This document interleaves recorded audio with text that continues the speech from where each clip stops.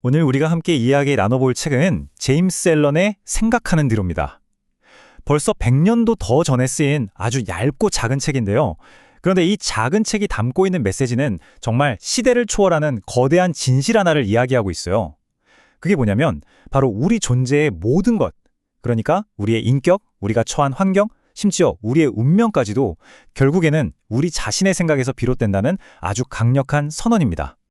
저자인 제임스 앨런은 이 책이 무슨 복잡한 철학이나 형이상학에 대한 어려운 논문이 되길 원한 게 아니었어요.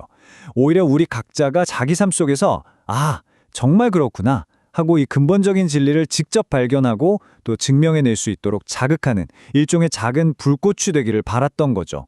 그러니까 이 책은 정답을 딱 알려주는 지도가 아니라요. 우리 내면에 이미 숨겨져 있는 보물을 직접 찾아 떠나보라고 용기를 주는 그런 초대장 같은 책이라고 할 수 있겠습니다. 이 책의 사상을 관통하는 정말 기가 막힌 핵심 비유가 바로 이건데요. 마음을 거장 직조공에 빗대는 거예요.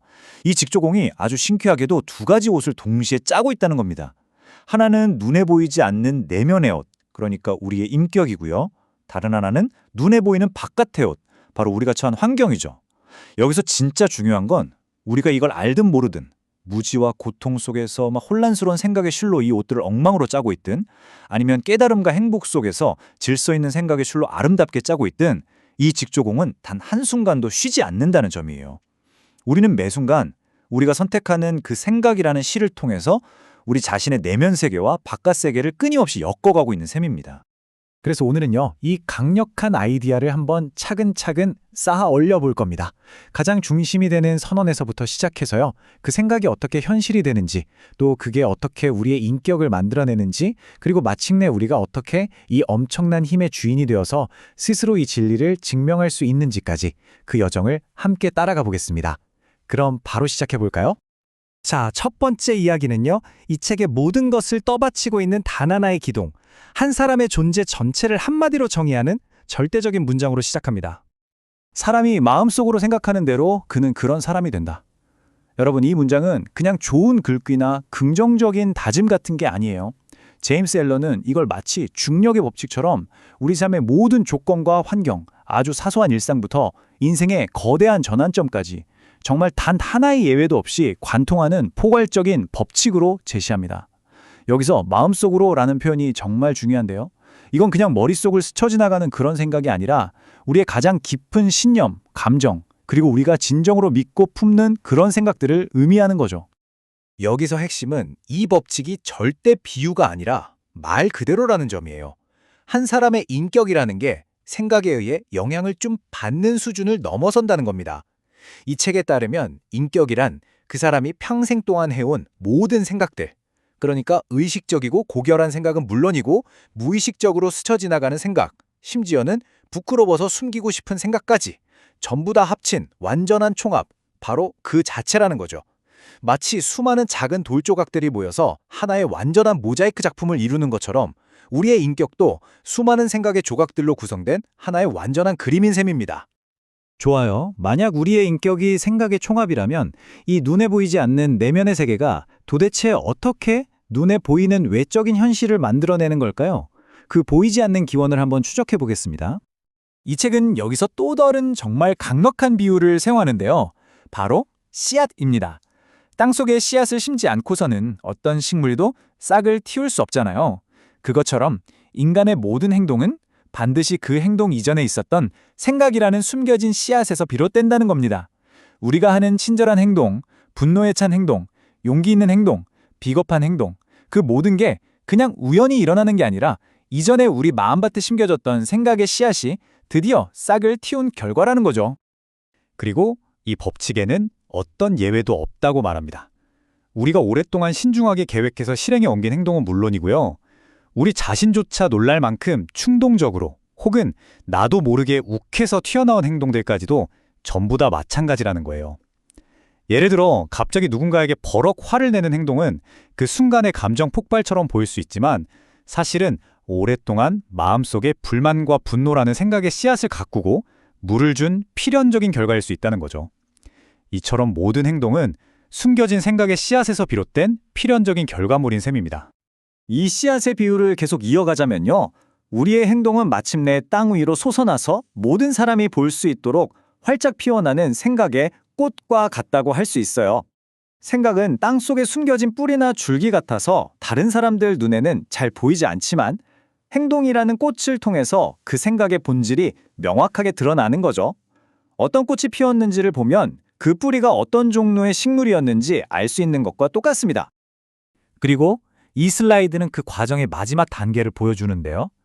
꽃이 피고 나면 필연적으로 열매를 맺게 되잖아요. 우리가 인생에서 경험하는 기쁨과 고통이 바로 그 행동이라는 꽃이 맺는 열매라는 겁니다. 이게 바로 우리가 심었던 생각 씨앗을 직접 수확하는 과정인 거죠. 달콤한 생각의 씨앗을 심고 정성껏 가꿨다면 기쁨이라는 달콤한 열매를 얻을 거고, 쓴 생각의 씨앗을 심고 그냥 방치했다면 고통이라는 쓴 열매를 거두게 되는 겁니다. 이 책은 시적인 구조를 통해서 이 인과 법칙이 얼마나 필연적인지를 다시 한번 강조하는데요. 만약 사람의 마음에 악한 생각이 있다면 고통은 수레바퀴가 소를 따르듯 그에게 온다. 이건 악한 생각과 고통의 관계가 우리가 선택할 수 있는 문제가 아니라는 걸 보여줘요. 소가 앞으로 나아가는 한 수레바퀴는 좋든 싫든 무조건 그 뒤를 따를 수밖에 없잖아요. 마찬가지로 우리가 부정적인 생각을 멈추지 않는 한 고통이라는 수레바퀴는 우리 삶을 무겁게 짓누르면서 따라올 수밖에 없다는 그런 냉엄한 진실을 이야기하고 있습니다. 반대로 이 구절은 정말 희망적인 약속을 들려줍니다. 우리가 순수한 생각을 인내하면서 계속 유지한다면 기쁨이 마치 자신의 그림자처럼 확실하고 자연스럽게 우리를 따를 거라는 말입니다.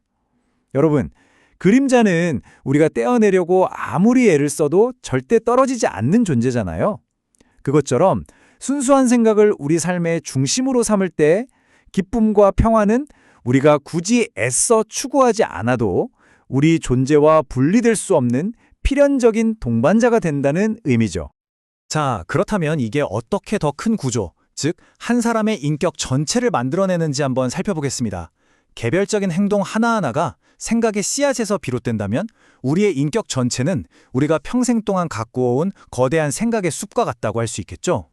이 말은 인격이라는 게 우연이나 행운 혹은 외부 조건에 의해 그냥 임의로 뚝딱 만들어지는 게 아니라는 뜻이에요.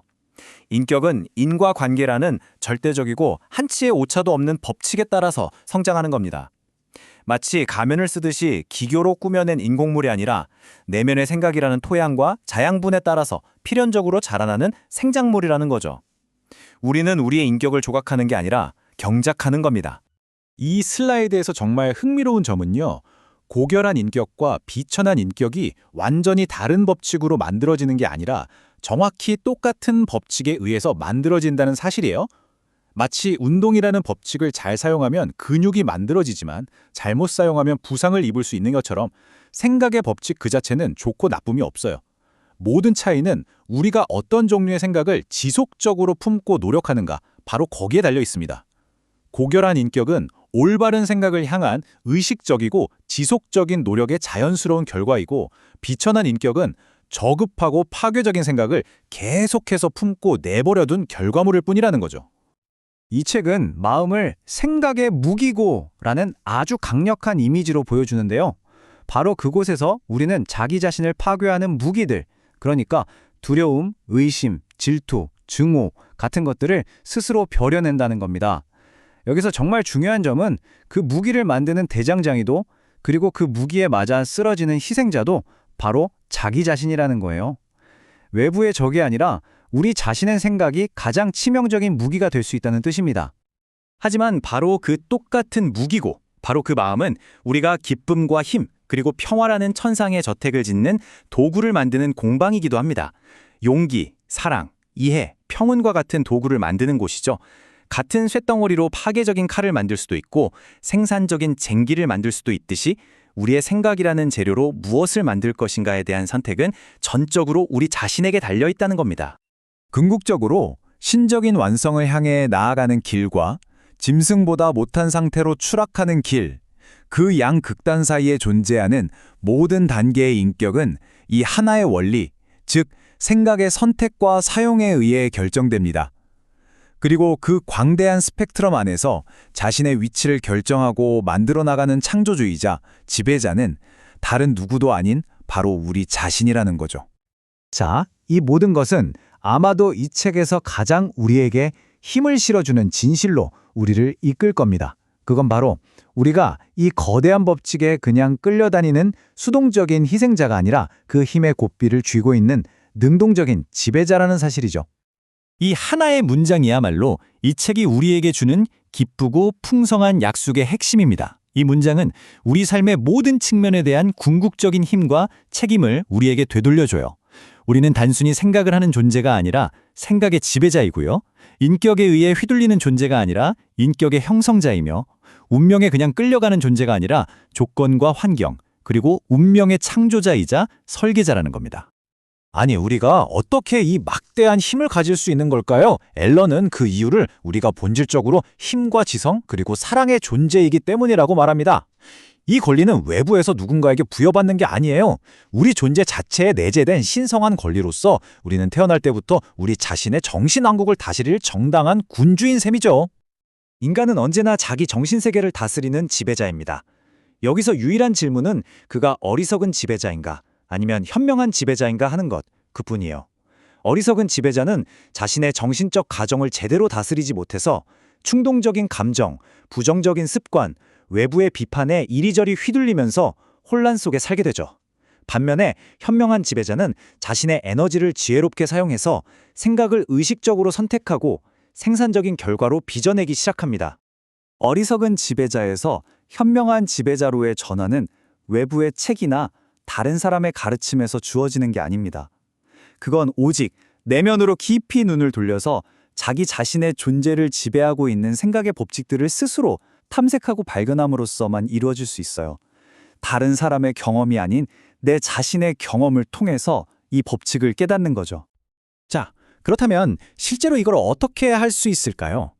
이 마지막 섹션은 이 추상적인 진리를 우리 각자의 삶 속에서 직접 증명해낼 수 있는 아주 명확하고 실용적인 길을 안내합니다. 이 책은 이 내면 작업을 귀한 보석을 캐는 채광에 비유합니다. 우리 존재의 진실이라는 금과 다이아몬드는 이미 우리 안에 존재하지만 그걸 찾기 위해서는 우리 영혼이라는 광산 깊숙이 끈기 있게 파고들 의지가 있어야 한다는 거죠.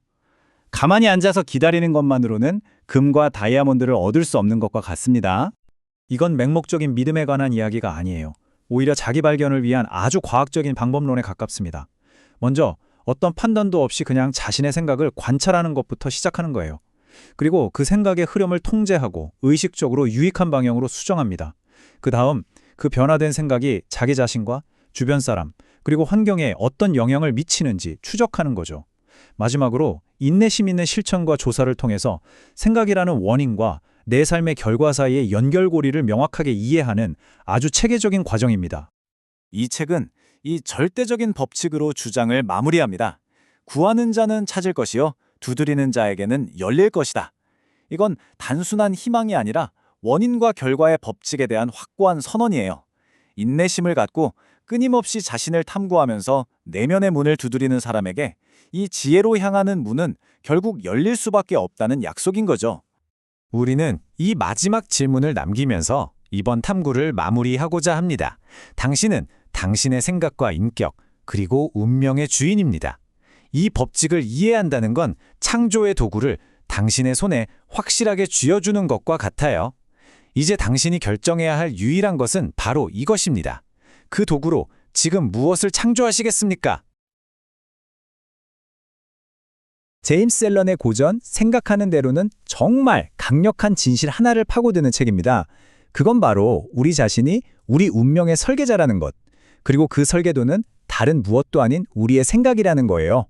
우리 마음이라는 아주 조용한 작업장에서 어떤 생각을 품고 또 어떻게 키우느냐에 따라서 우리 삶의 모든 게 결정된다고 선언하는 거죠. 자, 그럼 지금부터 우리 내면의 세계인 생각이 어떻게 우리 바깥 세상, 즉 환경을 만들어냈는지 이 놀라운 법칙을 함께 아주 자세히 들여다보겠습니다. 이 책의 모든 걸 관통하는 이 한 문장으로 한번 시작해 볼까요? 환경은 그의 거울일 뿐이다. 잠시만 멈춰서 생각해 보죠. 이게 무슨 뜻일까요? 우리가 매일 마주하는 현실, 그러니까 내 직장, 내 인간관계, 내 통장 잔고 같은 모든 외부 조건들이요, 사실은 우리 내면, 바로 우리 생각의 상태를 그대로 비추는 거울에 불과하다는 겁니다. 여러분, 거울 속 모습이 마음에 안 든다고 거울을 닦거나 깨부수는 사람은 없잖아요. 당연히 우리 표정을 바꾸죠. 이 책은 바로 그 원리가 우리 삶 전체에 똑같이 적용된다고 말하고 있는 겁니다. 자, 이제 이 책이 제시하는 가장 핵심적인 비유로 들어가 볼게요. 바로 마음이라는 정원입니다. 인간의 마음은 아주 비옥한 땅을 가진 정원과 같아요. 그래서 우리가 정성껏 아름답게 가꿀 수도 있고요. 아니면 잡초가 그냥 무성하게 자라도록 내버려둘 수도 있죠. 근데 여기서 진짜 중요한 게 뭔지 아세요? 그 정원을 가꾸든 아니면 그냥 내버려두든 그 땅은 절대로 텅 빈 채로 있지는 않는다는 거예요. 반드시 그리고 필연적으로 무언가를 만들어냅니다. 아름다운 꽃과 풍성한 열매를 맺거나 아니면 쓸모없고 해로운 잡초들로 완전히 뒤덮이거나 딱 둘 중 하나라는 거죠.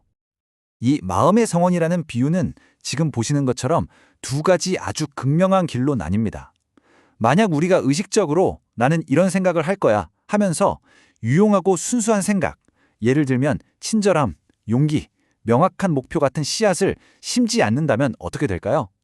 텅 비어있는 그 땅에는요, 바람을 타고 어디선가 날아온 수많은 쓸모없는 잡초 씨앗들, 그러니까 두려움, 의심, 자기 연맹 같은 생각들이 떨어져서 아주 자연스럽게 뿌리를 내리고 무성하게 자라나게 됩니다. 피할 수가 없어요. 정원사가 밭을 갈고 잡초를 뽑아내고 자기가 원하는 작물에 물을 주면서 정성을 다하잖아요. 바로 그것처럼 우리도 우리 마음의 정원을 적극적으로 가꿀 수 있다. 이게 이 책의 핵심 주장인 겁니다. 이 정신적인 정원 가꾸기 과정을 꾸준히 따라가다 보면 우리는 비로소 깨닫게 됩니다. 아, 내가 내 영혼의 주인이구나. 내 삶이라는 이 연극의 감독이 바로 나였구나 하고 말이죠. 거기서 더 나아가면 생각이라는 이 보이지 않는 힘이 어떻게 우리 성격이라는 벽돌을 하나하나 쌓아올리고 우리가 사는 환경을 만들어내고 궁극적으로는 우리 운명의 방향을 결정하는지 그 작동 원리를 점점 더 정확하게 이해하게 되는 거죠. 그렇다면 이 마음의 정원이 우리 삶의 구체적인 환경과 대체 어떻게 연결되는 걸까요? 이 책은 아주 단호하게 말합니다. 한 사람의 삶의 외부 조건, 즉 그의 환경은 항상 그의 내면 상태와 완벽한 조화를 이루고 있다고요.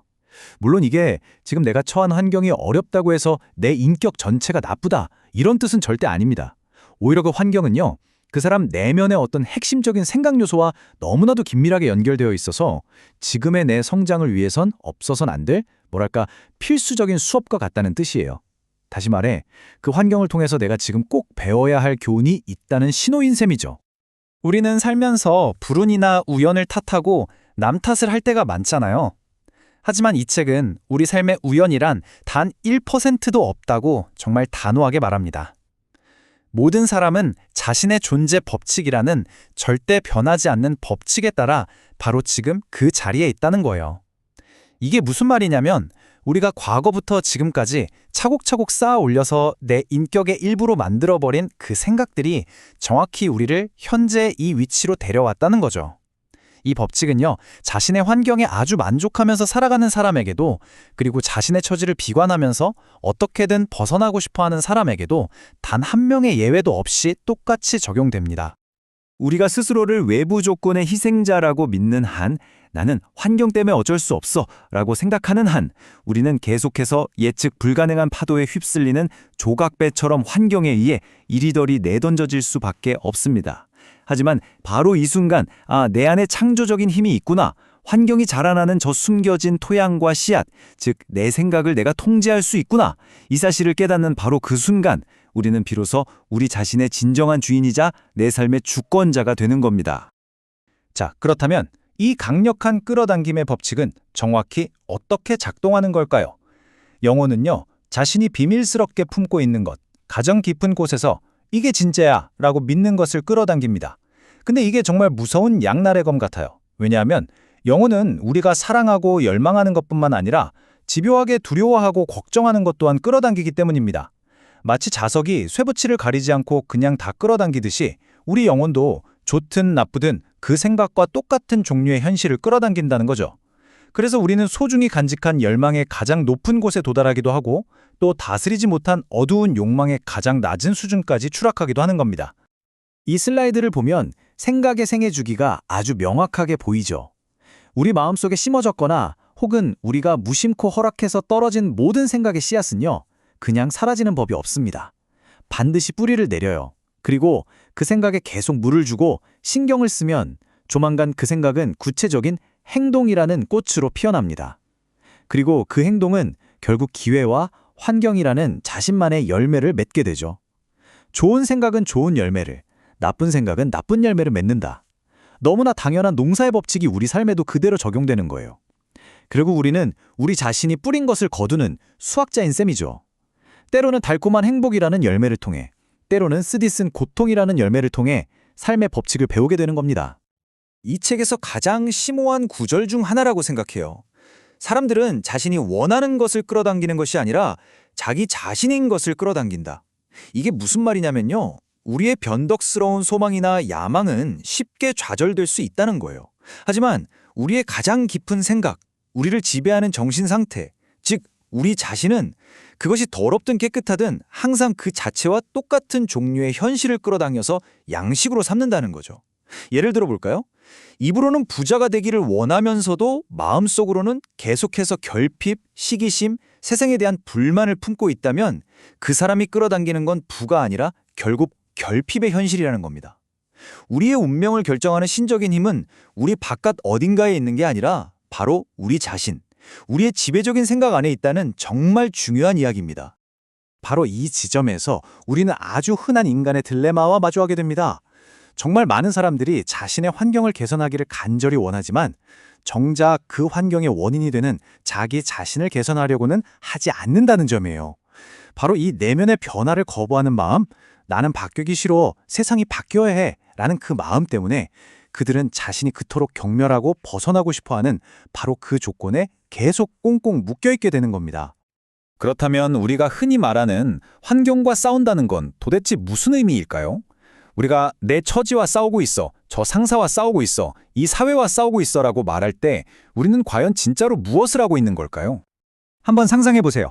누군가 수도꼭지를 아주 세게 틀어놔서 바닥이 온통 물바다가 됐어요. 그런데 그 사람은 수도꼭지를 잠글 생각은 안 하고 바닥에 흥건한 물만 걸레로 닦아내려고 필사적으로 애쓰고 있는 거예요. 정말 어리석어 보이죠? 우리가 생각을 바꾸지 않고 환경과 싸울 때 하는 행동이 바로 이것과 똑같습니다. 우리는 밖으로 드러난 결과, 즉 물바다가 된 바닥에 대해서는 끊임없이 불평하고 반발하면서 정작 우리 마음속에서는 그 원인인 틀어진 수도꼭지를 계속 키우고 보존하고 있는 거죠. 그 원인이 게으름이라는 의식적인 악습이든 아니면 낮은 자존감이라는 무의식적인 약점이든 상관없어요. 우리가 내면으로 돌아가서 그 수도꼭지를 잠그기 전까지는 우리의 모든 외부적인 노력은 헛수고가 될 뿐입니다. 이 원리가 실제 삶에서 어떻게 나타나는지 정말 궁금하시죠? 이 책은 우리가 어떻게 무의식적으로 자기 자신의 환경을 만들어내는지 보여주는 아주 구체적인 3가지 사례를 제시합니다. 이 진실을 아주 명확하게 드러내는 3가지 사례를 지금부터 함께 살펴보겠습니다. 이 세 사람을 한번 보세요. 모두 안락함, 건강, 번영이라는 좋은 목표를 가지고 있어요. 하지만 그들은 그 목표와 정반대되는 생각을 키움으로써 스스로를 좌절시키고 있죠. 성실함 대신 게으름과 기만적인 생각을 품는 노동자는 결국 더 깊은 비참함에 빠지고요. 절제 대신 탐욕스러운 식탐을 버리지 못하는 부자는 질병의 고통에서 벗어날 수가 없습니다. 정직함 대신 부정한 방법을 택하는 고용주는 결국 평판과 부를 모두 일커대죠. 이들 모두 외부 환경을 탓하지만 사실은 자신의 내면이 바로 그 외부 현실을 참조하고 있는 겁니다. 이것이 바로 창조의 핵심 메커니즘입니다. 생각은 비밀스럽게 우리 머릿속에만 머무는 게 아니에요. 반복된 생각은 빠르게 습관으로 결정화되고 그 굳어진 습관은 마침내 환경이라는 단단한 현실로 굳어집니다. 마치 보이지 않는 수증기가 모여서 물방울이 되고 그게 얼어서 단단한 얼음이 되는 것과 똑같은 과정이죠. 보이지 않는 생각이 보이는 현실로 변화하는 겁니다. 이 표는 생각에서부터 환경에 이르기까지의 전 과정을 한눈에 보여주는 정말 놀라운 지도 같아요. 이 법칙적인 진행 과정을 한번 보세요. 절대로 건너뛰거나 우회할 수 없는 길이죠. 한 가지 부정적인 경로를 따라가 볼까요? 두려움, 의심, 우유부단함이라는 생각의 씨앗이 마음에 머물면 나약하고 결단력 없는 습관으로 결정화됩니다. 이러한 습관이 굳어지면 마침내 실패, 빈곤, 누군가에게 의존해야만 하는 그런 냉혹한 현실로 굳어지는 거예요. 자, 그럼 반대로 긍정적인 측면을 볼까요? 사랑과 이타적인 생각은 타인을 위해 자신을 잇는 허리신적인 습관으로 결정화되고요. 이는 결국 확실하고 지속적인 번영과 존경이라는 환경으로 굳어집니다. 모든 것은 보이지 않는 생각에서 시작되는 거죠. 그래서 결정적인 핵심은 바로 이겁니다. 진짜 힘은 외부 세계와 싸우는 데 있는 게 아니에요. 진짜 힘은 내면의 세계, 즉 우리의 생각을 선택하는 데 있습니다. 당신은 지금 당장 당신의 환경을 직접 선택할 수는 없어요. 하지만 바로 이 순간 당신의 생각을 선택할 수는 있습니다. 그리고 그렇게 함으로써 간접적이지만 그러나 아주 확실하게 당신의 환경을 당신이 원하는 모습으로 빚어갈 수 있다는 겁니다. 이 모든 원리를 종합하면서 이 책은 마지막으로 또 하나의 정말 아름다운 비유를 제시합니다. 바로 우리의 세상이 만화경과 같다는 거예요. 만약 어떤 사람이 자신의 생각을 근본적으로 바꾼다면 그것이 자신의 물질적인 삶의 조건에 가져올 그 급격한 변화에 스스로 깜짝 놀라게 될 거라고 말합니다. 그리고 이것이야말로 우리 현실의 역동적인 본질을 정말 훌륭하게 설명해 줍니다. 현실은요, 정적인 감옥이 아니에요. 그건 우리가 손에 쥐고 돌릴 때마다 계속해서 새로운 무늬를 만들어내는 만화경과 같습니다. 그리고 그 만화경 속에 들어있는 형형색색의 조각들은 바로 우리의 생각인 거죠. 내면의 생각을 바꿈으로써, 다시 말해 만화경을 쥐고 있는 손을 살짝 움직여서 색깔 조각들의 배열을 바꿈으로써 우리가 밖에서 보는 패턴들은 법칙에 따라 반드시 변해야만 합니다. 지금 여러분의 만화경은 어떤 그림을 보여주고 있나요? 자, 사람은 생각하는 대로 된다. 이 책의 핵심 메시지 다들 기억하시죠? 근데요, 만약 그 생각이 단순히 우리 마음이나 환경뿐만 아니라 바로 지금 여러분의 몸, 건강, 심지어 얼굴 표정에까지 직접적인 흔적을 남기고 있다면 어떨 것 같으세요? 이 문장은 바로 그 놀라운 이야기의 시작을 알리는 선언 같은 거예요. 몸은 마음에 충실한 하인이다. 우리가 의식적으로 이렇게 해야지 하고 내리는 결정은 물론이고 그냥 무심코 스쳐 지나가는 생각의 작은 파편들까지도 우리 몸에 고스란히 새겨진다는 뜻입니다. 이 책에서 제시하는 아이디어는요, 사실 100년도 더 전에 나왔는데도 지금 들어도 정말 파격적이에요. 바로 우리의 몸이 그냥 정해진 대로 굴러가는 기계가 아니라 우리의 생각에 따라서 얼마든지 모습이 바뀔 수 있는 마치 찰흙처럼 아주 유연하고 살아있는 도구라는 개념이거든요. 다시 말해서 우리의 생각이 더 이상 머릿속에만 머무는 추상적인 에너지가 아니라 구체적인 형태를 가지고 우리의 건강과 활력, 그리고 외모를 직접 빚어내는 조각가라는 거죠. 그럼 도대체 어떤 생각이 우리 몸을 망가뜨리는 걸까요? 책에서는 이걸 좀 특이하게 불법적인 생각이라고 불러요. 물론 경찰서에 그런 법을 어긴다는 뜻은 아니고요. 건강과 조화라는 자연의 근본 법칙을 거스른다는 의미에 가깝습니다. 여기 나온 것처럼 두려움, 남을 미워하는 마음, 질투, 그리고 온갖 불순한 생각들이 바로 그것들이죠. 현대 과학으로 봐도 이런 부정적인 감정이 계속되면 우리 몸에서 스트레스 호르몬이 쏟아져 나오고 면역 체계가 약해지잖아요. 딱 그 얘기입니다. 책은 바로 이런 생각들의 명령에 따라서 우리 몸이 병과 쇠약의 길로 아주 빠르게 들어선다고 경고하고 있어요. 반대로 우리 몸을 살리고 가꾸는 생각도 당연히 있겠죠? 책에서는 이걸 기쁘고 아름다운 생각이라고 표현하는데 이름만 들어도 기분이 좋아지지 않나요? 순수한 기쁨, 다른 사람이 잘 되길 바라는 선한 마음, 고요한 평온함, 그리고 순수함 같은 생각들이요. 이런 생각들이 우리에게 명령을 내리면 우리 몸은 마치 젊음과 아름다움이라는 세상에서 가장 멋진 옷을 입게 된다고 합니다. 어두운 생각이 우리 몸을 병들게 하는 독이라면 이 밝은 생각들은 우리 몸의 세포 하나하나를 깨우고 살리는 가장 강력한 영양제인 셈이죠. 이게 바로 이 책이 계속해서 강조하는 핵심입니다.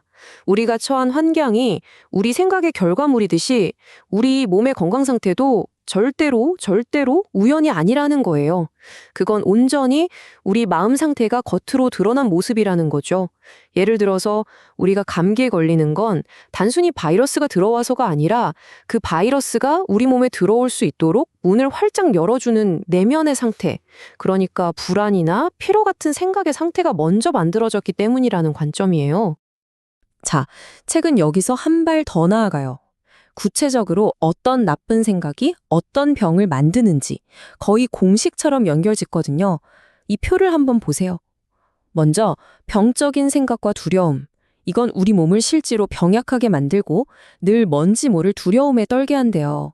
책에서는 심지어 질병을 두려워하는 사람이 바로 그 병에 걸리는 사람이라고까지 말합니다. 다음은 불안이죠. 끊임없는 불안감은 우리 몸의 모든 기능을 서서히 떨어뜨려서 질병이 너무나 쉽게 들어올 수 있는 무방비 상태로 만들어버려요. 마지막으로 불순한 생각. 이건 직접 행동으로 옮기지 않더라도 우리 신경계를 가장 먼저 그리고 가장 직접적으로 파괴한다고 설명합니다. 생각만으로도 우리 몸의 시스템이 무너질 수 있다는 거예요.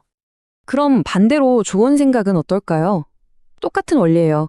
긍정적인 생각은 우리 몸을 건강하고 멋지게 만드는 뭐랄까 최고의 건축 재료가 되는 거죠. 강하고 순수하고 행복한 생각은 몸에 자연스러운 활력과 우아함을 불어넣어줍니다. 깨끗한 생각은 자연스럽게 깨끗한 습관으로 그리고 마침내 깨끗한 몸으로 이어지고요. 기쁨, 선의, 평온 같은 생각들은 굳이 말하지 않아도 우리 얼굴에 그대로 드러나서 밝고 행복한 표정을 만들어내죠. 이 모든 걸 종합해보면 결론은 딱 하나입니다. 마음이야말로 우리 몸의 가장 위대한 수호자이자 가장 뛰어난 의사라는 거죠. 이 개념을 설명하기 위해서 책에서 정말 기가 막힌 비유를 하나 들어요. 바로 샘물 비유인데요. 우리의 생각이 모든 것의 근원인 샘이라면 우리의 행동, 삶, 그리고 몸은 그저 그 샘에서 흘러나오는 시냇물일 뿐이라는 거예요.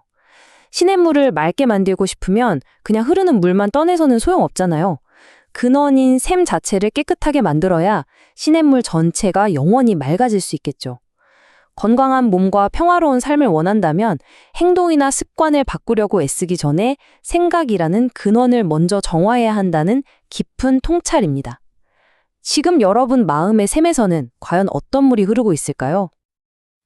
이 부분은 정말 많은 분들이 내 얘긴데? 하고 무릎을 탁 치실 것 같아요. 건강을 위해서 식단을 바꾸고 운동을 시작하지만 작심삼일로 끝나거나 큰 효과를 못 보는 경우 정말 많잖아요.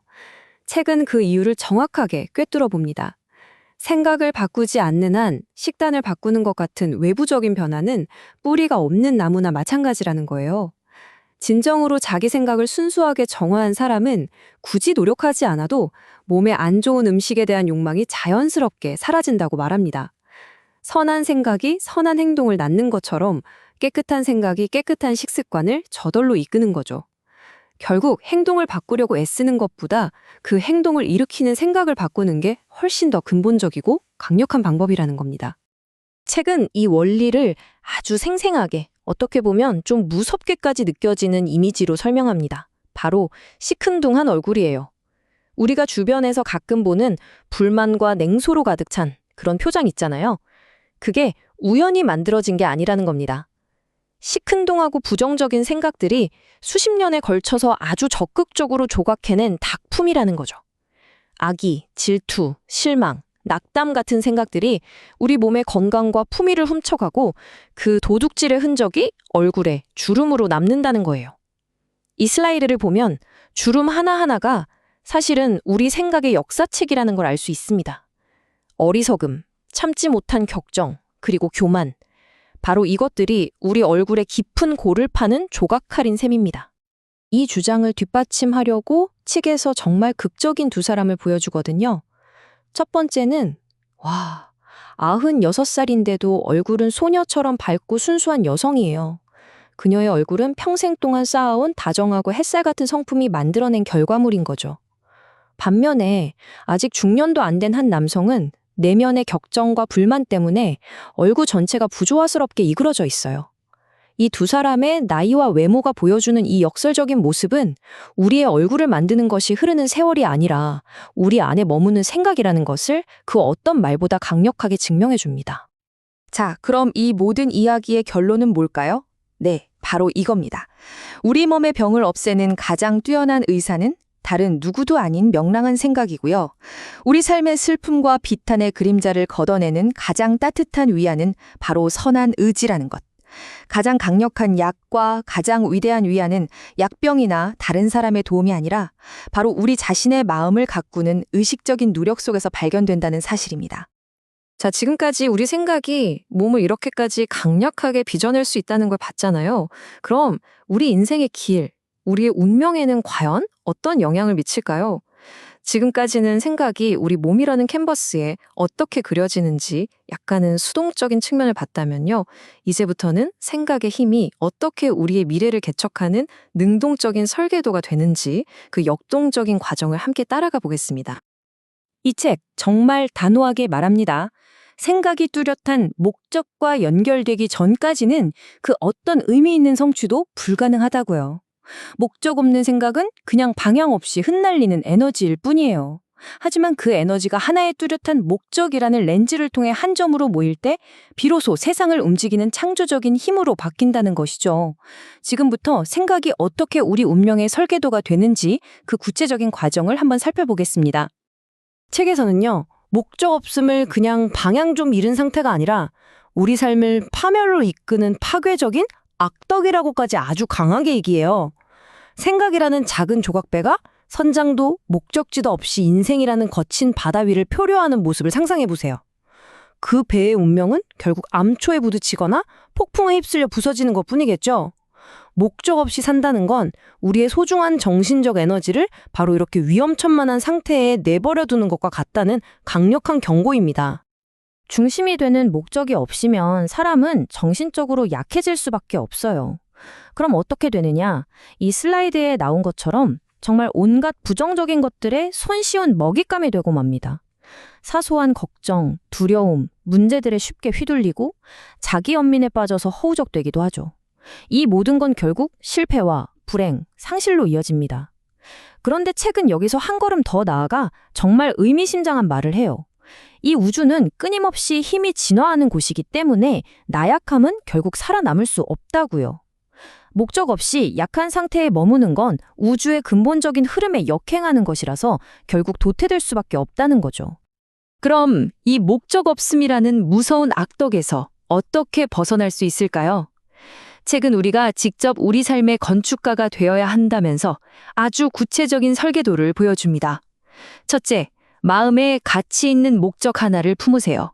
둘째, 그 목적을 모든 생각의 중심, 북극성으로 삼는 겁니다. 셋째, 그 목적을 이루는 걸 내 인생의 가장 중요한 의무라고 여기고 헌신해야 해요. 넷째, 나의 모든 사고력을 그 목표에 흔들림 없이 집중시켜야 하고요. 그리고 마지막으로 생각이 엉뚱한 공상이나 순간적인 욕망으로 흩어지지 않도록 단단히 붙잡아야 합니다. 그런데 여기서 정말 중요한, 어쩌면 성공의 정의를 완전히 뒤바꾸는 이야기가 나와요. 성공이라는 게 단순히 목표를 달성하는 그 결과물 자체에만 있는 게 아니라는 겁니다. 설령 목표에 도달하지 못하고 계속 실패하더라도 그 목표를 향해 흔들림 없이 나아가는 그 과정에서 단련된 인격의 힘이야말로 진정한 성공의 척도라는 거죠. 실패는 결국 끝이 아니에요. 오히려 더 강한 나를 만들고 미래에 더 큰 승리를 준비하는 위대한 출발점이 되는 겁니다. 근데 나는 그렇게 거창한 꿈은 없는데 하는 분들도 계시겠죠? 괜찮아요. 이 지혜가 반드시 세상을 바꾸는 그런 위대한 꿈을 가진 사람에게만 해당되는 건 아니거든요. 책은 그런 분들을 위한 아주 현실적인 조언도 잊지 않습니다. 바로 지금 여러분 앞에 놓인 의무, 그 일이 아무리 사소해 보여도 그 일을 흠 하나 없이 완벽하게 해내는데 모든 생각을 집중하라는 거예요. 왜냐하면 작은 일 하나를 온전히 마스터하는 그 과정 속에서 더 큰 일을 해낼 수 있는 결단력과 에너지가 길러지기 때문이죠. 이것이야말로 위대한 성취를 위한 가장 단단한 기초공사인 셈입니다. 자, 일단 마음속의 목적이 딱 정해졌어요. 그럼 그 다음은 뭘까요? 마음속으로 그 목적지까지 가는 직선 도로를 그리는 겁니다. 옆길로 새지 않는 아주 곧고 단단한 길 말이죠. 이건 일종의 정신적인 예행 연습 같은 거예요. 목표를 향해 가는 길 위에서 만날 수많은 유혹과 장애물에 한눈 팔지 않고 오직 그 길의 끝만 바라보겠다는 강력한 의지를 선포하는 거죠. 하지만 우리가 마음속에 그린 이 완벽한 직선 도로에는 우리의 모든 노력을 물거품으로 만들려는 아주 강력한 적 두 명이 숨어 있습니다. 책은 이들을 그냥 스쳐 지나가는 감정이 아니라 우리의 노력을 적극적으로 방해하고 파괴하는 분해 요소라고 묘사해요. 그들의 이름은 바로 의심과 두려움입니다. 우리의 길을 가로막는 사보타주 요원 같은 녀석들이죠. 이 슬라이드에 있는 이미지를 한번 보세요. 이 적들이 얼마나 파괴적인지 한눈에 보이죠? 목적이라는 이름에 곱게 뻗은 화살이 의심과 두려움이라는 충격에 그냥 여지없이 부서져 버렸잖아요. 이 부정적인 생각들은 단순히 우리의 집중력을 좀 흐트리는 정도가 아니에요. 우리의 결심을 아예 무너뜨리고 그동안의 노력을 산산조각내서 모든 걸 쓸모없게 만들어버립니다. 그렇기 때문에 이 적들은 타협의 대상이 아니에요. 단호하게 배제하고 책의 표현을 빌리자면 죽여 없애야만 하는 존재들입니다. 그렇다면 이 무시무시한 적들과의 싸움에서 이길 수 있는 우리의 무기는 뭘까요? 바로 알입니다. 지식이죠. 근데 여기서 말하는 알은요, 그냥 머리로 정보를 아는 그런 지식이 아니에요. 나는 할 수 있다라는 절대적인 확신에서 비롯되는 내면 깊은 곳의 알을 의미합니다. 나는 해낼 것이다 라는 의지는 나는 할 수 있다는 것을 알 때 솟아나기 때문이죠. 의심과 두려움은 바로 이 알의 빛을 가리는 가장 큰 어둠이에요. 반대로 우리가 할 수 있다는 것을 온전히 알게 될 때 우리의 모든 생각은 강력한 힘과 연결되어서 가장 든든한 아군이 되어줍니다. 그리고 마침내 이 모든 이야기가 하나의 강력한 결론으로 모아집니다. 두려움 없이 뚜렷한 목적과 하나가 된 생각은 더 이상 수동적인 관념이 아니에요. 그것은 현실을 만들어내는 능동적이고 지적인 창조적인 힘이 됩니다. 이 사실을 아는 사람은 더 이상 흔들리는 감정의 노예가 아니라 자기 삶의 주인이 될 준비가 된 사람입니다. 그리고 이걸 실천하는 사람은 자신의 정신적인 힘을 의식적으로 지휘하는 마에스트로가 되는 거죠. 자, 지금 여러분의 생각은 어떤 목적과 결합되어 있나요? 제임스 앨런의 책 생각의 힘은 정말 강력한 하나의 원칙에서 시작합니다. 바로 우리가 삶에서 얻는 모든 성공과 실패, 그 모든 것의 근원은 오직 우리의 생각이라는 거죠. 외부 환경이나 운 같은 게 아니라 모든 결과는 우리 내면의 생각에서부터 직접적으로 비롯된다는 아주 절대적인 원리입니다. 이 구절은 정말 흔들림 없는 개인적 책임이라는 개념을 딱 정립해줍니다. 지금 나의 강점과 약점, 나의 모든 상태는 다른 사람 때문이 아니라 온전히 나 자신의 것이라는 거죠. 내가 스스로 만들어냈기 때문에 그걸 바꿀 수 있는 힘도 오직 나 자신에게만 있다는 겁니다. 다른 사람은 결코 내 인생을 대신 바꿔줄 수 없다는, 어떻게 보면 좀 냉정하지만 동시에 엄청난 가능성을 품은 메시지죠. 이 말은 외부의 도움이 어디까지나 한계가 있다는 걸 명확하게 보여주는 것 같아요. 아무리 훌륭한 사람이 옆에서 도와주려고 해도 도움을 받는 사람 스스로가 나 정말 변하고 싶어 하고 기꺼이 원하지 않으면 아무 소용이 없다는 거죠. 그리고 설령 도움을 받기 시작했더라도 결국 마지막에는 자기 스스로의 힘으로 일어서야만 진짜 강해질 수 있다는 겁니다. 결국 모든 변화의 시작과 끝은 자기 자신에게 달려있는 셈이죠. 자, 이제 조금 더 깊이 들어가 볼까요? 우리가 보통 생각하는 약함과 강함의 관계, 그리고 진짜 책임이 어디에 있는지에 대한 아주 흥미롭고 어쩌면 조금은 불편할 수도 있는 생각으로 넘어가 보겠습니다. 우리가 보통 이렇게 생각하잖아요. 저 사람 때문에 우리가 이렇게 힘들어. 한 명의 독재자 때문에 수많은 사람이 고통받아 하고요. 그러니까 억압의 원인을 어떤 강력한 한 사람, 즉 압제자에게서 찾는 게 아주 일반적인 생각이죠. 근데 이 책은 여기서 질문을 던집니다. 과연 그게 사실일까? 진짜 문제의 뿌리는 어디에 있는 걸까? 하고요. 바로 이 부분에서 정말 머리를 한 대 맞은 듯한 관점의 전환이 일어납니다. 원인이 압제자에게 있는 게 아니라 오히려 다수가 스스로 노예의 생각에 머물러 있기 때문에 한 명의 압제자가 존재할 수 있다는 거예요. 여기서 말하는 노예는 단순히 몸이 묶인 상태가 아니에요. 상황을 바꿀 생각은 안 하고 불평만 하는 마음, 부당함에 저항하기보다는 그냥 순응해버리는 나약함, 나는 안 돼라고 스스로를 묶어버리는 그런 패배주의적인 생각들. 바로 이런 것들이 스스로를 노예로 만드는 거죠. 문제의 화살을 외부에서 내부로, 바로 우리 자신의 생각으로 확 돌려버리는 겁니다. 정말 대담한 주장이죠. 그러니까 이 책의 관점에서 보면 압제자나 노예나 사실은 둘 다 힘과 약함의 진짜 본질을 모르는 무지의 상태에 있는 겁니다. 겉으로 보기엔 서로가 서로를 괴롭히는 원인과 결과 같지만 더 큰 틀에서 보면 둘 다 이 불행한 상황을 함께 만들어가는 협력자라는 거죠.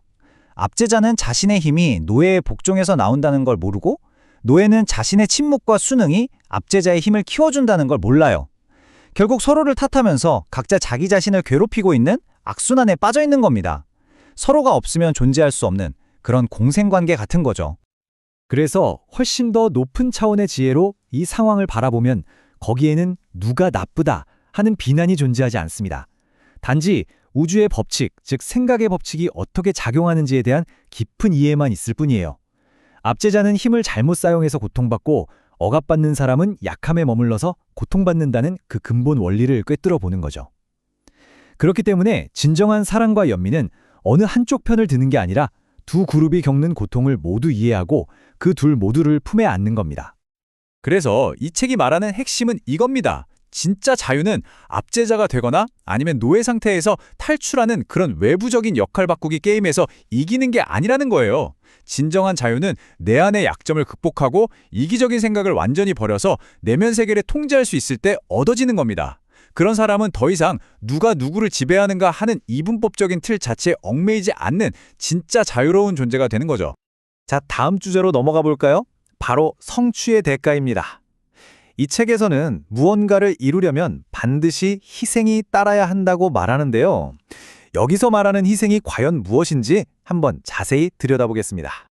여기서 말하는 첫 번째 희생은 바로 우리의 동물적인 본능, 즉 즉흥적인 쾌락을 쫓는 생각을 포기하는 거예요. 그냥 편하게 있고 싶다, 지금 당장 재밌는 걸 하고 싶다 이런 생각들이요.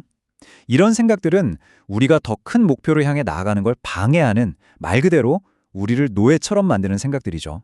이걸 희생하고, 즉 의식적으로 포기하고 더 높은 목표에 집중하는 것. 이게 바로 모든 성취의 첫걸음이라는 겁니다. 이 그래프가 아주 명확하게 보여주네요. 내가 치르는 희생의 크기와 내가 얻는 성취의 크기는 정확하게 비례한다는 겁니다. 작은 희생은 작은 성취로, 큰 희생은 큰 성취로 이어지죠. 만약 정말 위대한 경지에 오르고 싶다면 그만큼 위대한 희생을 각오해야 한다는 뜻입니다. 세상에 공짜 점심은 없다는 말이 생각의 세계에서도 똑같이 적용되는 거죠. 이 책은 더 높은 성취로 나아가는 길을 이렇게 단계별로 보여줍니다. 첫 단추는 역시나 순간의 쾌락이나 게으름 같은 동물적인 생각을 희생하는 것에서부터 시작돼요. 그리고 나서 뚜렷한 목표에 마음을 집중하고 어떤 어려움이 있어도 밀고 나갈 결단력을 키우는 거죠. 이건 한 번에 끝나는 게 아니라 계속해서 의식적으로 내 생각을 더 높은 곳으로 끌어올리는 평생의 과정이라고 할 수 있습니다. 결국 우리 앞에는 두 갈래 길이 있는 셈입니다. 한쪽은 동물적인 본능, 게으름, 혼란스러운 생각에 나를 내만끼는 하강의 길이고요. 다른 한쪽은 자제력과 결단력, 그리고 목표를 향해 잘 조준된 생각으로 나를 이끌어가는 상승의 길입니다.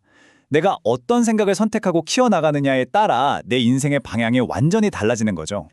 그런데 여기서 아주 중요한 경고를 하나 합니다. 어렵게 성공을 이뤘다고 해서 끝이 아니라는 거예요. 그 성공을 지키려면 끊임없이 내 생각을 경계하고 돌봐야 합니다. 많은 사람들이 정상에 오르면 이제 됐다 하고 안심하면서 긴장의 끈을 놓아버리잖아요. 바로 그 순간 다시 나태함과 동물적인 생각이 스며들기 시작하면서 실패의 길로 미끄러지기 시작한다는 거죠. 진정한 승리는 성공을 유지하는 끊임없는 경계심 속에서만 가능하다는 겁니다. 자, 이제 이 책에서 가장 아름답고 영감을 주는 부분 중 하나로 넘어가 보겠습니다. 바로 꿈, 즉 비전과 이상의 힘에 대한 이야기입니다. 이 한 문장 정말 강력하지 않나요? 꿈꾸는 사람, 즉 몽상가를 세상을 구원하는 존재라고까지 표현하고 있습니다. 이건 그냥 뜬구름 잡는 소리가 아니라 현실에 안주하지 않고 더 나은 세상을 마음속에 그리는 사람들이야말로 인류를 진보하게 만드는 진짜 힘이라는 뜻이죠. 그리고 이 몽상가들은 바로 이런 사람들입니다. 아름다운 음악을 만드는 작곡가, 영감을 주는 조각가나 화가, 인간의 마음을 움직이는 신, 그리고 더 높은 진리를 말하는 예언자와 현자들. 이들이 바로 보이지 않는 천국을 현실에 건축하는 사람들이라는 거예요. 그들이 그려내는 아름다움과 이상이 있기 때문에 인류가 삭막하고 힘든 현실 속에서도 희망을 잃지 않고 살아갈 수 있다는 겁니다. 이것이 바로 이 책이 말하는 이상의 법칙입니다. 마음속에 품은 아름다운 비전, 숭고한 이상은 그냥 헛된 망상이 아니라는 거예요. 그건 언젠가 반드시 실현될 미래의 현실에 대한 약속과도 같습니다. 콜럼버스가 아무도 믿지 않았던 신대륙의 비전을 품었기에 결국 아메리카 대륙을 발견할 수 있었던 것처럼 말이죠. 마음속에 그리는 것이 현실을 창조하는 씨앗이 되는 겁니다. 그렇다면 이런 질문이 생기죠. 그저 마음속에 있는 보이지 않는 꿈이 도대체 어떻게 만질 수 있는 현실이 되는 걸까? 이 책은 그 과정에 대해서도 아주 명확하게 설명해 줍니다. 이 비유를 한번 보세요.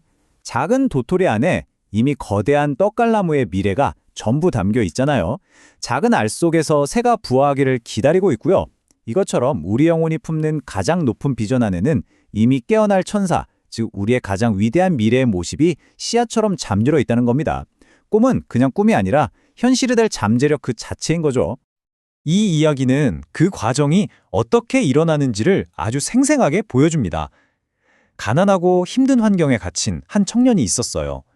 하지만 그는 현실에 주저앉지 않고 더 나은 삶, 더 넓은 자유를 마음속에 그렸죠. 그리고 중요한 건 꿈만 꾼 게 아니라는 겁니다.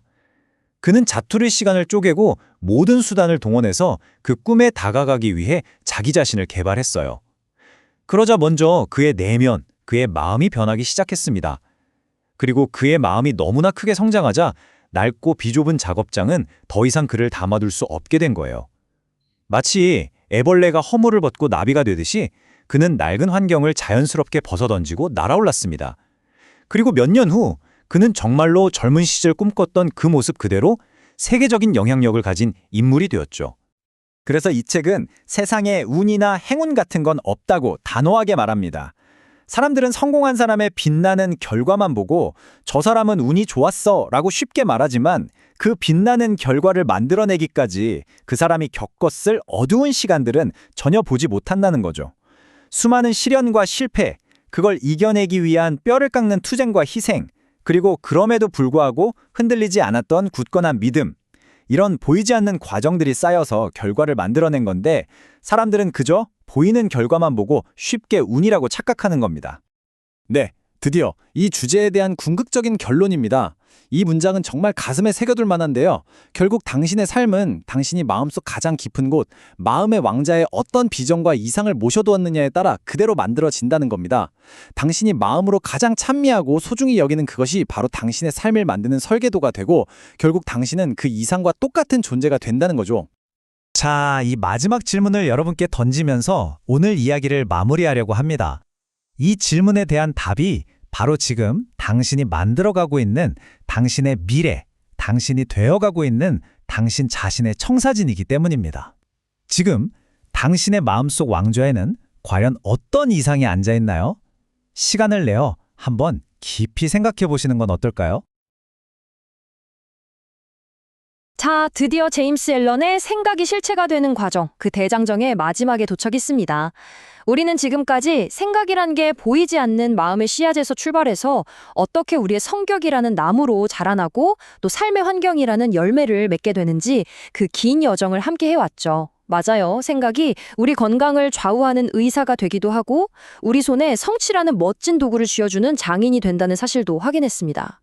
이제 이 모든 가르침의 정점, 생각의 힘이 과연 어떻게 우리의 가장 높고 고귀한 이상을 현실로 만들고 마침내 모든 지혜의 보석이라 불리는 내면의 평화, 즉 평온의 상태에 이르게 하는지 그 마지막 비밀을 함께 파헤쳐 보겠습니다.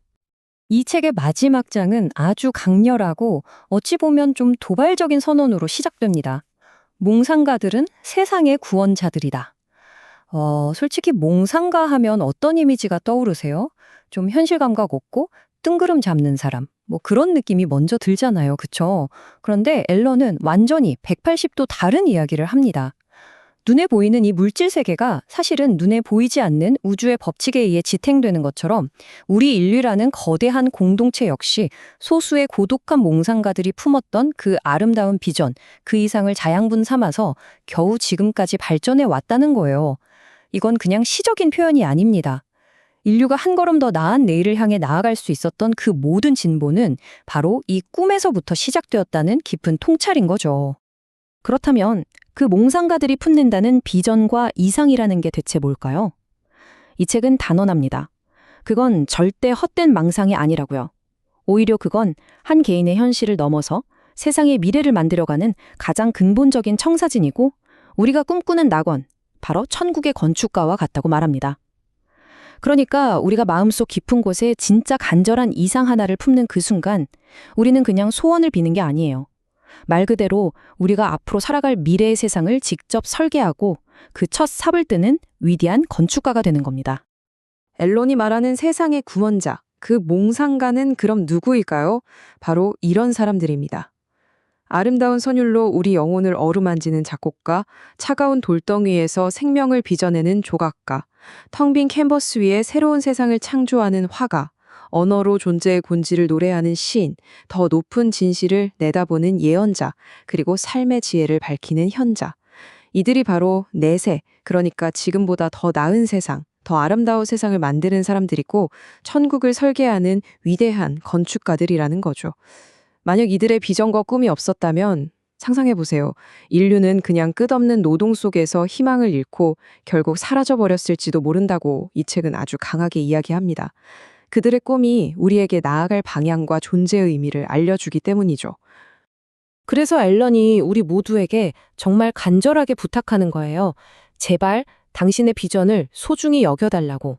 당신의 이상을 꽉 붙잡아 달라고요. 당신의 가슴을 막 뛰게 하는 어떤 음악이 있나요? 마음속에 저절로 피어나는 아름다운 그림이 있나요? 당신의 가장 순수한 생각을 감싸는 그 사랑스러운 느낌을 결코 하찮게 여기지 말고 소중히 간직하라는 겁니다. 왜냐고요? 세상의 모든 기쁨, 우리가 천국 같다고 느끼는 모든 환경이 바로 이 작고 여려 보이는 생각의 씨앗들로부터 싹트고 자라나기 때문입니다. 자, 이게 그냥 좋은 말이 아니라는 걸 보여주는 증거가 바로 여기 있습니다. 역사를 바꾼 사람들이죠. 이 위대한 인물들을 한번 보세요. 콜럼버스, 모두가 세상의 끝이라고 비웃을 때 그는 저 수평선 너머에 새로운 세계가 있다는 비전을 목숨처럼 지켰어요. 그 결과가 뭐였죠? 바로 아메리카 대륙의 발견이었죠. 코페르니쿠스는 어땠나요? 인간 중심의 좁은 우주를 넘어서 지구가 태양 주위를 돈다는 더 넓은 우주에 대한 비전을 평생 키웠습니다. 덕분에 인류는 비로소 우주 속 진짜 자기 위치를 깨닫게 됐죠. 그리고 붓다는 물질 세계를 넘어 완벽한 평화가 존재하는 영적인 세계에 대한 비전을 보았고 마침내 그 비전 속으로 직접 걸어 들어가 그 자치가 되었습니다. 이처럼 깊이 간직하고 의심하지 않고 온 마음으로 가꾼 비전은 반드시 세상을 뒤흔드는 거대한 현실로 이어진다는 걸 이들의 삶이 증명하고 있는 겁니다. 이 문장은 정말 가슴에 새겨야 할 말 같아요. 고귀한 꿈을 꾸어라. 당신이 꿈꾸는 대로 당신은 될 것이다. 당신의 비전은 당신이 언젠가 될 모습에 대한 약속이다. 그러니까요, 우리가 품는 고귀한 꿈은 그냥 막연한 희망사항이 아니라는 거예요. 이건 명백한 약속이고 예언이라는 거죠. 지금 여러분 마음속에 자리 잡은 그 이상적인 모습이 바로 미래의 당신이 세상에 보여줄 가장 진실하고 위대한 모습이라는 선언인 셈입니다. 꿈꾸는 것 자체가 이미 미래의 나를 창조하는 과정의 시작인 거죠. 이 책은 꿈과 현실의 관계를 정말 아름다운 비유로 설명합니다. 이 비유가 정말 멋지지 않나요? 저 거대한 참나무도 처음엔 작은 도토리 안에 잠들어 있었고 하늘을 나는 저 새도 차가운 알 속에서 시작됐잖아요. 마찬가지라는 거예요. 우리 영혼이 품을 수 있는 가장 높은 비전 속에도 아직 잠들어 있지만 언젠가는 깨어날 위대한 천사가 꿈틀거리고 있다는 거죠. 그러니 꿈은 현실과 동떨어진 헛된 게 아니라 현실이 세상의 모습을 드러내기 전에 씨앗 상태, 모든 가능성을 품고 있는 응축된 에너지라고 할 수 있습니다. 자, 그럼 이제 가장 궁금한 부분이죠. 이 꿈이라는 씨앗이 어떻게 현실이라는 나무로 자라나는가? 그 구체적인 작동 원리를 한번 들여다볼까요? 엘렌 유어는 아주 중요한 원리를 제시합니다. 내면으로 여행하면서 겉으로 가만히 서 있을 수는 없다. 이게 무슨 뜻일까요? 간단해요. 내면의 변화는 생각에만 머무르지 않고 반드시 외부 세계의 눈에 보이는 변화에 끌고 온다는 겁니다. 내면이 변하면 외부 세계는 무조건 반드시 따라 변한다는 거죠. 그 구체적인 과정을 책에 나오는 한 청년의 이야기를 통해 한번 따라가 보시죠. 이 이야기는 생각의 변화가 현실을 창조하는 과정을 정말 기가 막히게 보여줍니다. 1단계, 정말 최악의 환경이죠. 비좁고 건강에도 나쁜 작업장에서 일하는 한 청년이 있었어요. 하지만 그는 그 절망적인 환경 속에서도 지성과 세련됨, 아름다움이라는 고귀한 비전을 품습니다. 자, 2단계에서 가장 중요한 반전이 일어납니다. 그는 그냥 꿈만 꾼 게 아니에요. 정말 짧은 여가 시간, 얼마 안 되는 돈을 쪼개고 쪼개서 자신을 개발하는 구체적인 행동을 시작합니다. 그러자 3단계, 놀라운 일이 벌어집니다. 그의 내면 세계가 이전과는 완전히 다른 차원으로 바뀌어버려요. 그랬더니 그를 옥죄던 작업장이라는 외부 환경이 마치 몸에 안 맞는 낡은 옷처럼 스르륵 벗겨져 나가버립니다. 신기하죠? 그리고 4단계를 거쳐 5단계에서 그는 마침내 젊은 시절 품었던 그 비전을 현실로 이뤄내고 자기 자신이 곧 이상 그 자체가 됩니다. 이게 바로 이상을 품는 것이 어떻게 내면을 바꾸고 그 바뀐 내면이 어떻게 외부 환경까지 재구성하는지를 보여주는 완벽한 로드맵인 셈이죠. 바로 이겁니다. 앞서 본 청년의 이야기를 포함한 모든 변화 과정의 핵심 원리를 한 문장으로 압축하면 이거예요. 당신의 현재 환경이 얼마나 비참하든 얼마나 만족스럽든 상관없습니다. 당신은 당신의 생각, 당신의 비전, 당신의 이상에 따라 추락하거나 그 자리에 머무르거나 더 높은 곳으로 올라가게 될 겁니다. 당신은 당신이 남몰래 하지만 가장 꾸준하고 간절하게 사랑하고 생각하는 그것을 향해 마치 중력처럼 거스를 수 없이 끌려가게 될 거예요. 피할 수가 없습니다. 그런데 대부분의 사람들은 위대한 성취를 이룬 사람들을 보면서 완전히 착각을 하죠. 이 표를 보세요. 이 인식의 차이가 정말 엄청납니다. 사람들은 겉으로 드러난 성공을 보면서 와, 운이 좋았네, 타고났네, 기회를 잘 잡았네 라고 말해요. 하지만 그건 그냥 환상일 뿐입니다. 진짜 현실은 그 이면에 있어요. 그 성공 뒤에는 수없이 믿음을 시험했던 시련과 포기하고 싶게 만들었던 실패, 그리고 잠과 편안함을 맞바꾼 숱한 분투와 희생의 과정이 숨어 있다는 걸 보지 못하는 거죠. 생각이 짧은 사람들은 그저 눈앞에 드러난 화려한 결과만 볼 뿐입니다. 이것이 바로 이 우주를 관통하는 근본적인 법칙입니다. 앨런은 아주 단호하게 선언해요. 우연은 없다. 우리가 소유한 모든 것, 그게 물질적인 부위든 지적인 능력이든 영적인 깨달음이든 그 모든 것은 예외 없이 노력의 결실이고 오랜 시간 품어서 완성된 생각이며 마침내 실현된 비전입니다. 결과의 크기를 결정하는 건 오직 노력의 강도와 방향일 뿐 절대로 운이나 우연이 아니라는 거죠. 자, 이제 우리는 이상을 향한 그 치열한 분투의 여정에서 한 걸음 더 나아가 그 여정이 우리에게 가져다주는 궁극적인 선물, 모든 노력과 성취의 끝에서 만나게 되는 존재의 상태, 바로 평온에 대해 이야기해볼 시간입니다. 어쩌면 이 책이 우리에게 정말로 전하고 싶었던 가장 깊고 높은 경지의 가르침이 바로 이것일지도 모릅니다. 이 책에서 말하는 평온은요, 절대 무기력하거나 수동적으로 조용한 상태가 아니에요. 오히려 그 반대죠. 이건 아주 어렵게 얻어낸 지혜의 아름다운 보석 같은 겁니다. 자기 자신을 완벽하게 통제하기 위한 길고 끈기 있는 노력의 결과물이고요. 또 수많은 삶의 경험을 통해 무르익은 지혜와 우리가 지금까지 탐구해온 생각의 법칙에 대한 깊은 이해가 있다는 명백한 증거이기도 합니다. 그러니까 평온은 나약함의 상징이 아니라 오랜 단련을 통해 얻어진 가장 강력한 내적 힘의 증거인 셈이죠. 그럼 이 평온의 경지에는 어떻게 이룰 수 있을까요? 그 원리는 이렇습니다. 첫째, 자기 자신이 생각을 통해 진화하는 존재라는 걸 뼛속 깊이 이해하는 거예요. 이 자기 이해는 자연스럽게 다른 사람들 역시 그들 생각의 결과물이라는 타인에 대한 이해로 이어지죠. 이렇게 올바른 이해가 깊어지고 모든 현상 뒤에 숨겨진 원인과 결과의 작용을 끄트러 보게 되면 우리는 더 이상 사소한 일에 안달하거나 분노하고 걱정하고 슬퍼하면서 에너지를 낭비하지 않게 됩니다. 대신 어떤 상황에서도 침착하고 확고하며 평온한 마음의 중심을 유지하게 되는 거죠. 한번 생각해 보세요. 평온한 마음, 온화한 성품, 완벽하게 균형 잡힌 삶. 이런 걸 싫어할 사람이 과연 누가 있을까요? 이 책은 평온한 삶을 이렇게 묘사합니다. 진리의 대양, 거친 파도 아래 어떤 폭풍우도 닿지 않는 깊은 곳, 영원한 고요함 속에 거하는 삶. 와, 정말 멋지지 않나요? 외부 세계에 비가 오던 해가 비치던 어떤 변화의 바람이 불어닥치던 상관없이 항상 달콤하고 고요하며 평온한 상태. 이게 바로 우리가 도달해야 할 위대한 경지입니다. 그런데 이 평온함은 단순히 개인의 내적 상태에만 머무르지 않습니다. 평온한 사람은 그 존재 자체로 조용하지만 강력한 힘을 세상에 투영하고 실질적인 외부 영향력을 발휘해요. 그 고요한 힘의 정체가 뭔지 한 번 더 깊이 살펴보겠습니다. 책에 나오는 이 강력한 비유 하나가 모든 걸 말해줍니다. 평온한 사람은 목마른 땅에서 시원한 그늘을 내어주는 나무와 같고 거친 폭풍우 속에서 든든한 피난처가 되어주는 바위와 같다. 나무가 애써 그늘을 만들려 하지 않고 바위가 일부러 폭풍을 막으려 하지 않잖아요.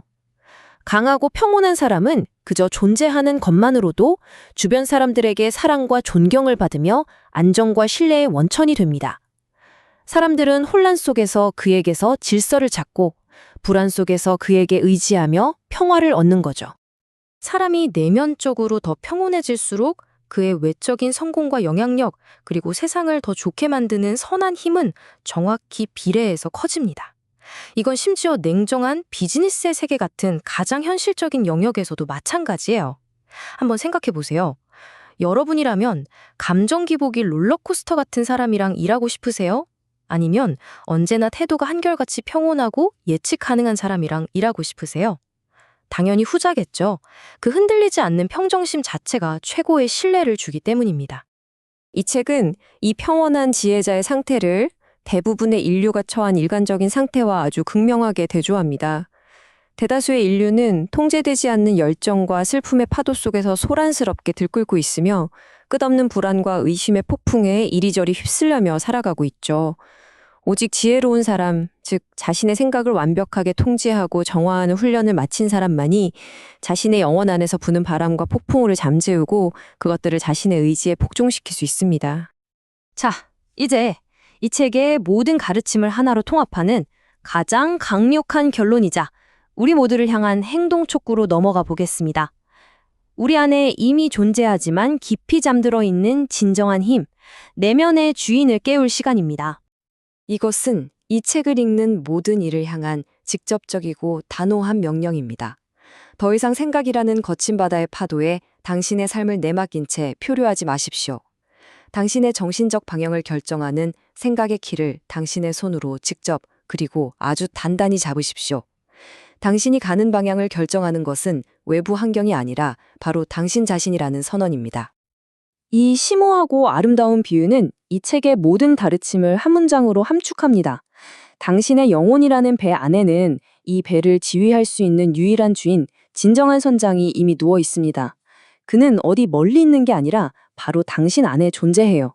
그는 단지 당신이 그를 인식하지 못하고 시끄러운 생각의 소음에 그의 목소리를 듣지 못해 깊이 잠들어 있을 뿐입니다. 그를 깨우십시오. 생각의 통제를 통해 고요함 속에서 당신은 그 주인의 목소리를 들을 수 있습니다. 책의 마지막 구절에 나오는 이 강력한 세 가지 진리는 우리가 평생 기억하고 실천해야 할 핵심입니다. 첫째, 자기 통제는 나약함이 아니라 진정한 힘의 원천입니다. 둘째, 올바른 생각을 꾸준히 하는 것은 삶의 모든 것을 다루는 숙달의 경지입니다. 셋째, 그 결과로 얻어지는 평온함은 세상을 움직이는 조용하지만 가장 강력한 권능 그 자체입니다. 이 세 가지가 바로 우리가 스스로의 삶을 이끌고 강력하며 평화로운 삶을 창조하기 위한 단단한 기둥입니다. 제임스 앨런의 생각의 실체가 되는 과정에 대한 긴 탐구를 마무리하며 여러분 각자에게 이 도발적이고도 개인적인 질문을 남깁니다. 지금까지 생각의 무한한 힘과 가능성에 대해 알아보았습니다. 이제 선택은 당신의 몫입니다. 오늘 바로 이 순간 당신은 어떤 생각을 선택함으로써 당신 안에 잠들어 있는 그 위대하고 지혜로운 주인을 깨우시겠습니까? 그 첫 번째 생각이 당신의 새로운 세상의 시작이 될 것입니다.